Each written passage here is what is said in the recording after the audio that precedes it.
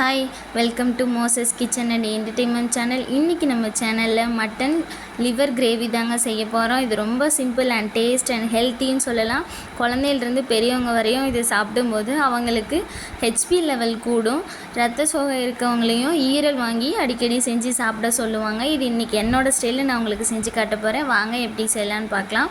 அதுக்கு நான் ஒரு 1/4 கிலோ மட்டன் ஈரல் வாங்கிட்டு வந்து க்ளீன் பண்ணி சின்ன சின்னதாக கட் பண்ணி வச்சுருக்கேன். இப்போ இது ஒரு மசாலா சேர்த்து நம்ம ரெடி பண்ணலாம். அதுக்கு நான் ஒரு 1/4 ஸ்பூன் மஞ்சள்தூள் சேர்த்துக்கிறேன், 1 ஸ்பூன் அளவுக்கு மிளகாய்த்தூள் சேர்த்துக்கிறேன், 1 ஸ்பூன் அளவுக்கு மல்லித்தூள், 1 ஸ்பூன் அளவுக்கு இஞ்சி பூண்டு பேஸ்ட்டு சேர்த்துக்கிறேன்.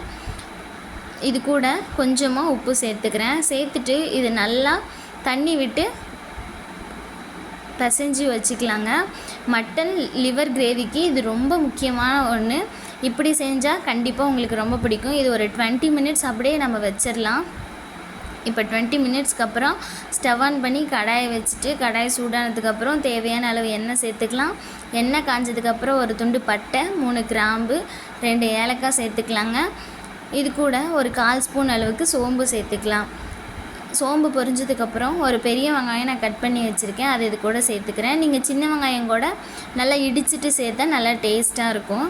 இதை நல்லா வதக்கி விட்டுட்டு இது கூட 1 ஸ்பூன் அளவுக்கு நான் இஞ்சி பூண்டு பேஸ்ட்டு சேர்த்துக்கிறேங்க. ஆல்ரெடி நம்ம 1 ஸ்பூன் சேர்த்துருக்கோம். இப்போ கொஞ்சமாக சேர்த்தா கூட ஒன்றும் பிரச்சனை இல்லை. சேர்த்துட்டு பச்சை மணம் போகிற வரையும் நல்லா வதக்கி விட்டுடலாம். இப்போ இது கூட நான் 1 பச்சை மிளகாவை கட் பண்ணி வச்சுருக்கேன், அதே இது கூட சேர்த்து நல்லா வதக்கி விட்டுடலாம்.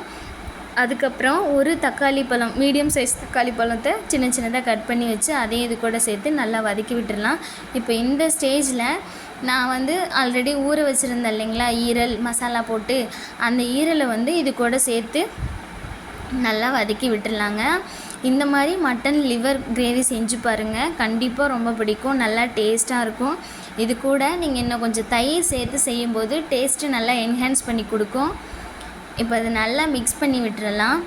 அட்லீஸ்ட் மாதத்தில் 2 தடவையாவது மட்டன் ஈரல் வாங்கி இந்த மாதிரி கிரேவியோ இல்லை ஃப்ரையோ செஞ்சு சாப்பிடுங்க, நல்ல சத்து உங்களுக்கு.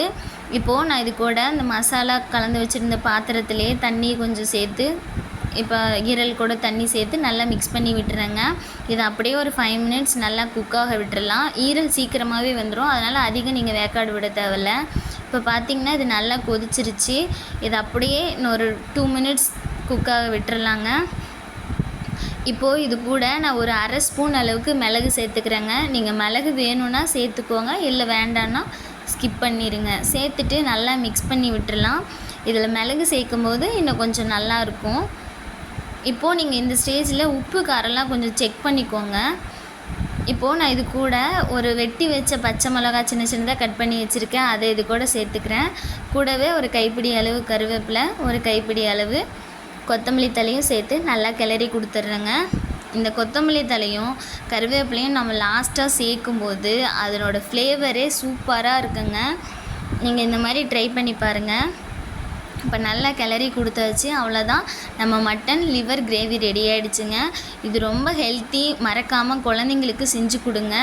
குழந்தைங்க பொதுவாக கறி சாப்பிட மாட்டாங்க, இந்த மாதிரி ஈரல் செஞ்சு கொடுக்கும்போது சாப்பிட்ருவாங்க. வீடியோ உங்களுக்கு பிடிச்சிருந்துச்சுன்னா லைக் பண்ணுங்கள், ஷேர் பண்ணுங்கள், கமெண்ட் பண்ணுங்கள். மறக்காமல் நம்ம மோசஸ் கிச்சன் அண்ட் என்டர்டெயின்மெண்ட் சேனலை சப்ஸ்கிரைப் பண்ணி சப்போர்ட் பண்ணுங்கள். தேங்க்யூ.